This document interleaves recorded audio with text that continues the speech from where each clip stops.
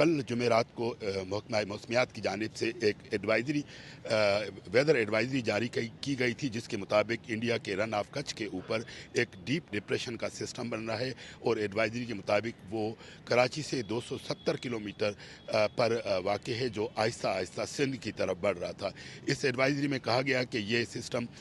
जब कराची के करीब पहुँचेगा तो मशरकी और जनूब मशरकी बहर अरब में ये एक साइक्लोनिक स्टॉर्म या तूफ़ान पैदा कर सकता है, जिसके बाद कराची और ज़ेरी सिंध के दीगर अजला के अंदर शदीद बारिशों का इम्कान है। एडवाइजरी में बताया गया था कि कराची, ठट्टा, सिजावल, बदीन, सांगड़, मीरपुर खास, उमरकोट और हैदराबाद समेत मुख्तलिफ अजला में 31 अगस्त तक जो हैं शदीद बारिशें हो सकती हैं।